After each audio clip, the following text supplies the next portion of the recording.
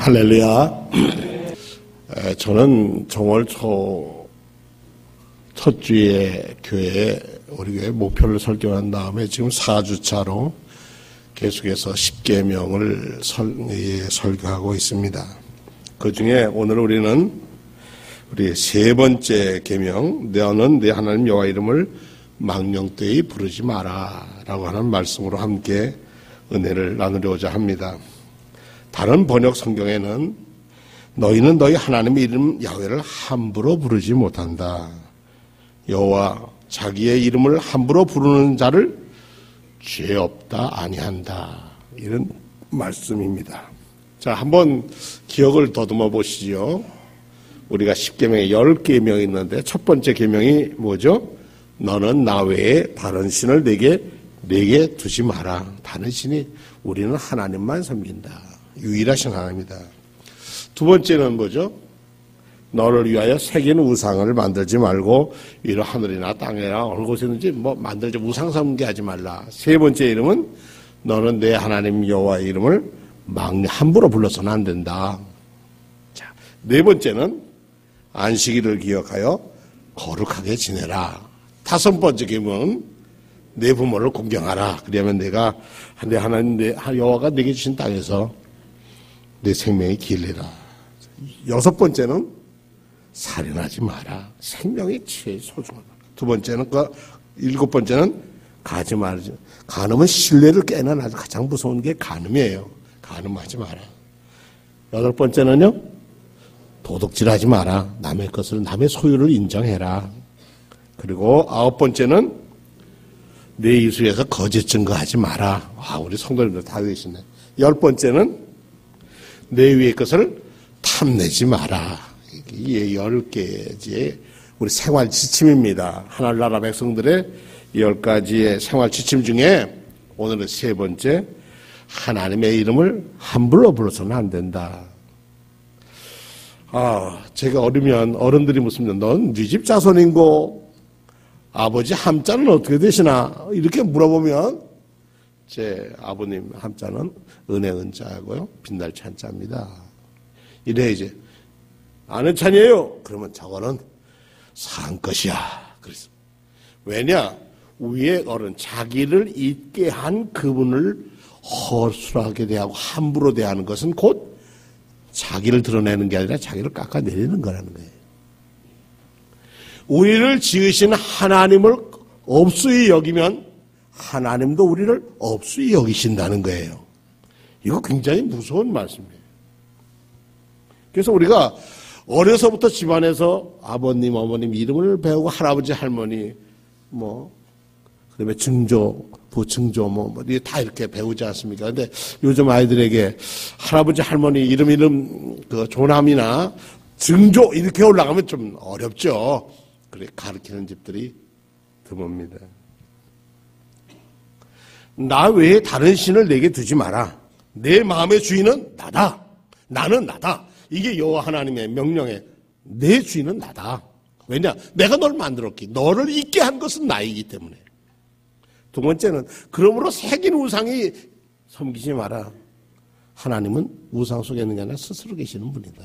세 번째는 하나님 이름을 함부로 부르지 마라. 그래서 야훼라고 하는 걸 쓰면 그 이름에다 이렇게 모음을 붙여서 아도나이, 주님 또는 엘샤다이, 전능하신 하나님 이렇게 불렀지 야훼라는 이름을 감히 부르지도 못했습니다. 여러분이 여러분의 부친이나 모친의 성함을 마음대로 부릅니까? 그러므로 우리 교회 안에서도 우리 교회에 직함이 있어요. 권사님, 집사님, 장로님. 그 이름을 꼭 아무리 친해도 교회 안에서는 교회의 성도로 붙여진 이름들을 불러야 돼요.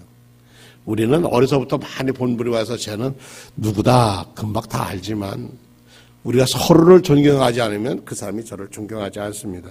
우리가 하나님을 우리의 아버지 전능하신 분이라는 것으로 믿지 아니하면 하나님도 우리도 그렇게 대합니다. 마찬가지입니다. 성경에서 이름은 참으로 중요합니다. 라틴어에 이런 말이 있습니다. 노멘 수넷 리알리아 뜻인데 이름은 곧 그의 실제다 그런 뜻입니다. 실제와 결코 이름은 분리될 수가 없다는 겁니다. 그러므로 이름 그러면 그 존재 자체를 아니선 그러면 아니선의 존재 자체를 말하는 겁니다. 예를 들어 봅시다. 아브람이라는 사람이 하나님의 약속을 믿고 자기의 신앙의 삶의 중심을 야훼 하나님께 둔 다음에 하나님은 그 이름을 뭐라고요? 아브라함이라고 바꿔놨습니다. 사레를 그의 삶이 하나님 중심으로 바뀌면서 뭐라고요? 사라 이렇게 바꿨습니다. 많은 이의 어머니라는 뜻입니다. 또 마찬가지입니다. 야곱이라고 하는 이름을 욕심쟁이 이런 뜻을 뭘로 바꿨다고요? 이스라엘 하나님의 백성으로 바뀝니다. 이렇게 중심 이동을 할 때 이름도 바뀌었습니다. 이름이 바뀌었다는 것은 그 사람의 삶이 바뀌었다는 얘기입니다. 여러분의 수원 종로 교인, 성도, 감리교, 신도라고 할 때는 여러분은 하나님의 사람이 되는 거예요. 그러니까 하나님 사람답게 살아야 하는데 교회를 욕먹이면 어떡합니까? 요즘 보면 정말 부끄러운 일 얼마나 많은지 몰라요. 그래도 요즘 보면 믿음의 사람들이 그래도 교회 모습을 다 세워가는 걸 보면서 감사하다. 광야에서 목동으로 살았던 모세를 불러서 하나님은 자기 이름을 가르쳐 줬습니다. 내는 스스로 있는 자다. 가서 사람들이 물으면 뭐라고 그래요? 너희 조상 아브라함과 야곱과 이삭과 야곱의 하나님이 날 보냈다고 얘기해라. 저는 말을 잘 못하는데요. 내가 내 형 아론을 준비했다. 그러고 갑니다. 그래서 파라호, 우리 성경에는 바로 이렇게 썼는데 파라호, 그러니까 우리나라 말하면 임금 그런 뜻입니다. 이집트의 임금을 파라호라고 불렀습니다. 임금 앞에 가서 제가 내 백성을 보내보십시오. 그러니까 누가 가라고 그래요? 그러니까 우리 하나님, 야훼 하나님이 보내십니다. 야훼가 누군데? 야훼가 어떤 신이야? 그러니까 히브리인의 하나님이라고 했어요. 하나님은 바로 여러분의 하나님이신 줄로 믿습니다. 이런 정체성을 가지고 당당하게 자기 형과 더불어서 그래서 감히 바로 앞에 갔쓴단 말입니까? 결국 10가지 재앙을 극복하고 자기 백성을 하나님의 이름으로 이끌어서 어디로 갑니까?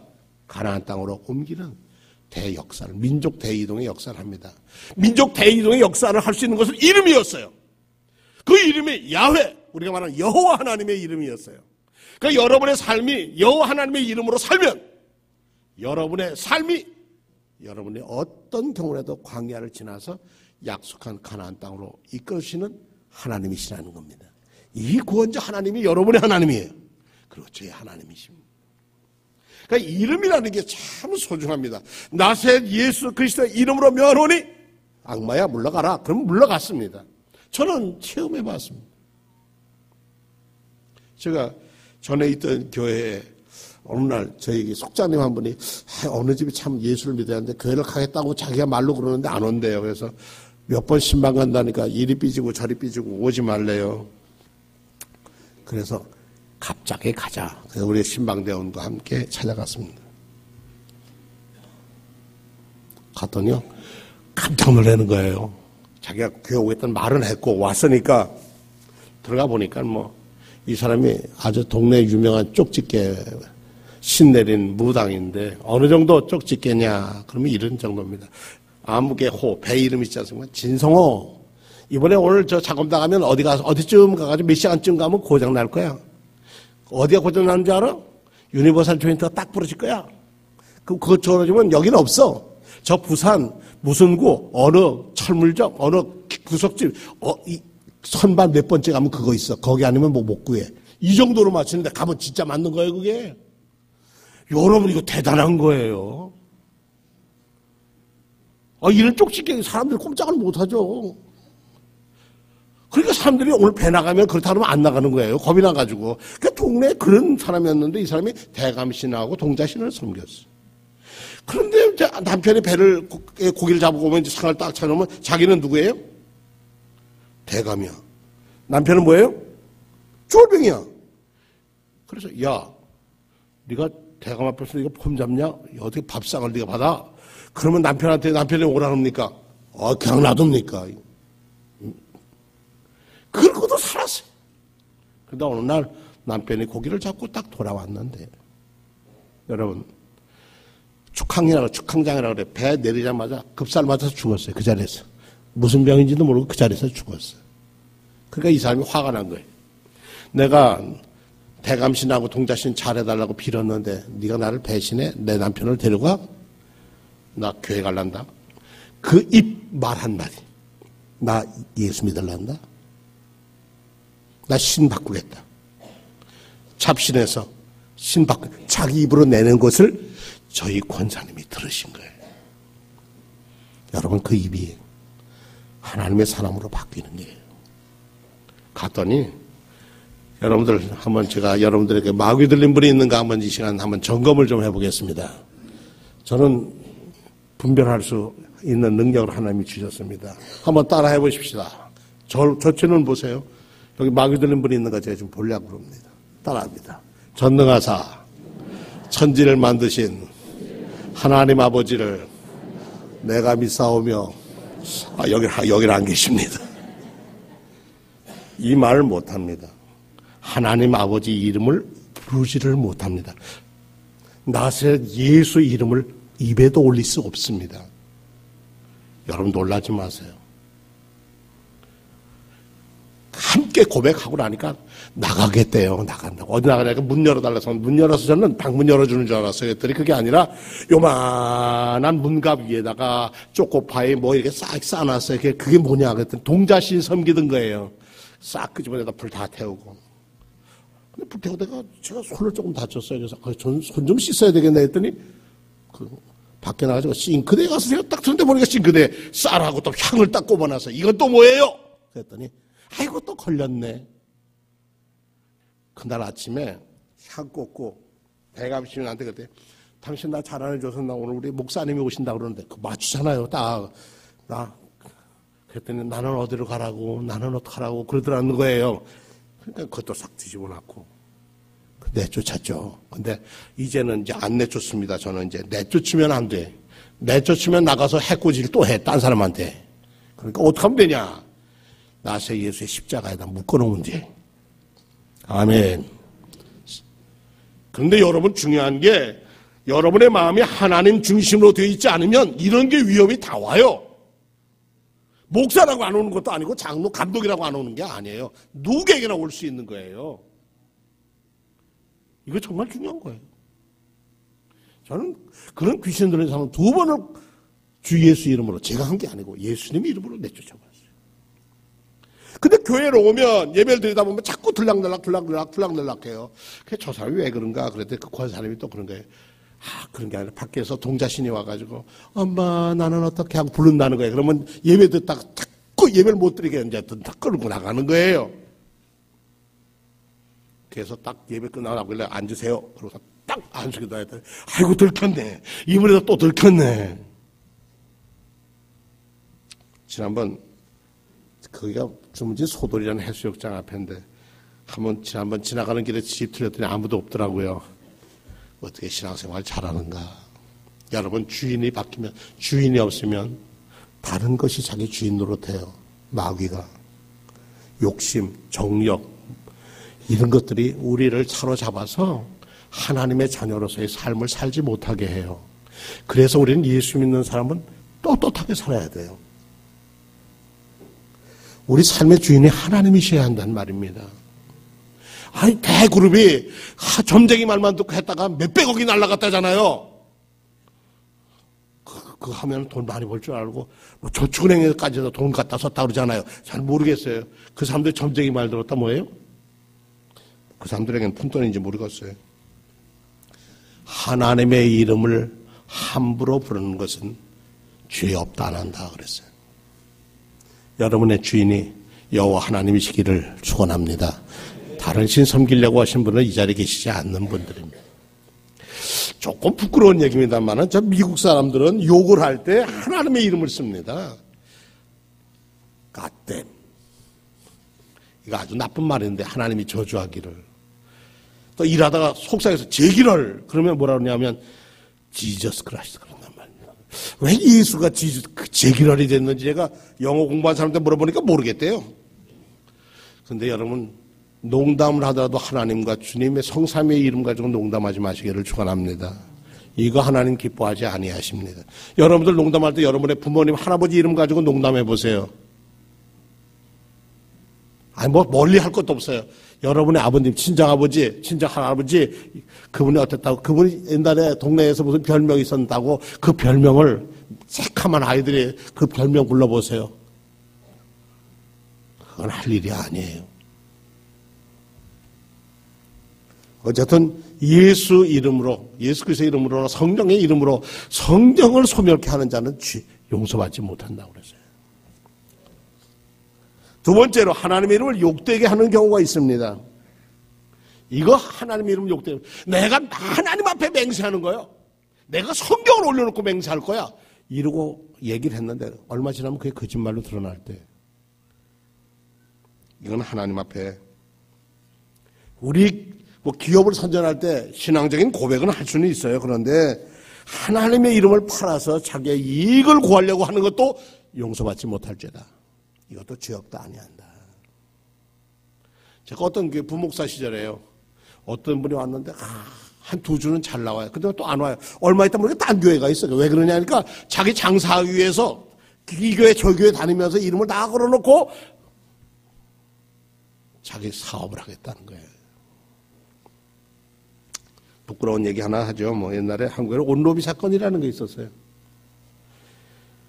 정말 뭐 배우는 어떤 순교인지인들이 모르겠습니다만 나온 증인들이 재판장에서 나도 성경 공부할 때 그랬다고 하나님 앞에 그렇다고 그러는데 그게 다 드러나잖아요. 아주 얼마나 얼굴 들을 수 없는지 몰라요. 여러분, 하나님은 누구십니까? 그분이 우리가 이용할 그런 분입니까? 그렇게 이용할 수 있는 하나님이라면 그런 하나님 믿어서 뭐 하겠다는 얘기예요. 여러분이 마음대로 얘기해서 그분이 여러분의 욕심대로 그분이 움직이는 하나님이라면 무엇하러 예수 믿어요? 무엇하러 하나님 믿습니까? 그래서 성도들은 항상 우리가 하나님이 다 보고 계신다는 거 꼭 그 마음을 가지고 살아가야 흔들리지 않은 줄로 믿습니다. 따라합시다. 하나님은 다 보고 계신다. 누굴 보고 계신단 말이에요? 우리의 말, 생각 다 하신단 말이에요. 아이들이 엄마한테 거짓말하면 엄마는 다 알아요. 그래도 속아줄 때가 많잖아요. 하나님은 그렇게 지금 속아주고 있을 뿐이지 하나님은 소홀하신 분 아니에요. 하나님을 소홀히 대하면 하나님도 여러분들 마찬가지 그렇습니다. 그 다음에 뭐냐면 구약 성경 가운데 하나님이 시키지도 않았는데 하나님이 시켰다고 거짓하는 예언자들이 있었습니다. 거짓 예언자일수록 죄악을 지적하거나 회개를 촉구하기보다는 현실에 칭찬하고 축복만을 말합니다. 열왕기상 22장에 보니까 북왕국 이스라엘의 아합 왕이 남왕국 여호사밧과 동맹을 해서 아람 왕과 싸우려고 그럽니다. 북왕국 이스라엘을 시드기를 위해서 400여 선지자들이 나가서 싸우면 이겨요. 올라가면 이깁니다. 이겨요. 그랬는데 남왕국에 있던 왕이 여호사밧이 뭐라 합니까? 다른 선지자 좀 부를 사람 없는데, 미가야라는 사람이 있는데 걔는 늘 부정적인 얘기만 해. 걔 불러옵니다. 미가야 예언하라 그랬더니 올라가면 이길 겁니다. 그랬더니 여호사밧이 화를 냅니다. 정직하게 얘기하라고 그랬더니 올라가면 당신은 진다. 그러니까요, 결국 미가야의 400여 선지자 미가야 딱으로 때리고요. 모욕을 하고 네가 그러냐 그랬는데 너희가 숨는 날을 볼 것이라고 미가야는 예언하는데 그 전쟁에서 연합군은 패배했습니다. 정치 권력이나 어떤 권력에 당신이 최고라고 그걸 야합하는 사람들도 있죠. 뭐 때에 따라서. 그러나 역사는 하나님의 수레바퀴는 천천히 굴러가는 것 같아도 감추인 것이 드러나지 않을 것이 없다는 것, 여러분과 제 마음에 간직해야 할 줄로 믿습니다. 감추인 것이 없어요. 1517년 마틴 루터가 종교개혁을 하면서 95개 조항의 첫 번이 우리 주님이시고 선생이신 예수 그리스도께서 회개하라고 하신다고 그랬고, 93개조에 보면 그러나 그리스도의 백성을 향해 십자가 부르짖는 모든 예언은 축복을 받으라고 그랬어요. 95개조에 이같이 하여 그리스도인으로 하여금 위안을 위해서보다 오히려 고난을 통해서 구원을 받는다고 얘기하고 있습니다. 하나님의 뜻, 하나님의 이름을 붙들고 산다는 건 참 어려운 일이에요. 왜냐하면 온갖 모욕과 시험을 당할 수도 있거든요. 그래도 하나님을 붙들고 삽니다.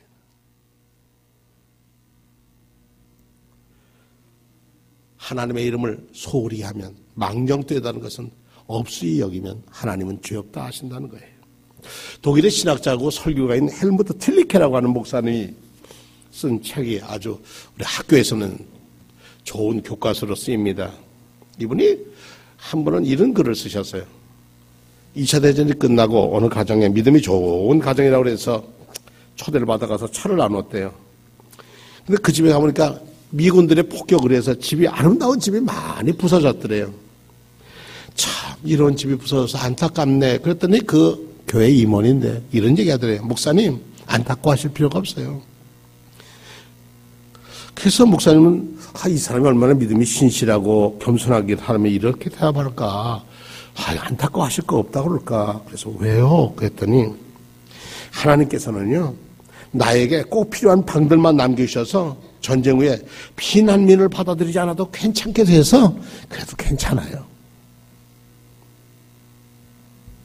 무슨 뜻인지 아시겠죠?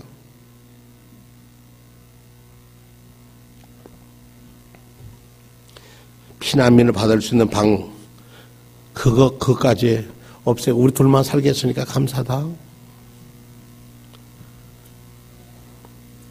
이게 무식한 까닭일까요? 제멋대로 갖다 붙이는 걸까요? 하나님의 이름을 제멋대로 갖다 붙이면 아니 됩니다. 목사가 이런 죄 짓기 제일 쉬운 사람이 목사입니다. 그런데 누가 아신다고요? 누가 보고 계신다고요? 하나님은 다 보고 계십니다.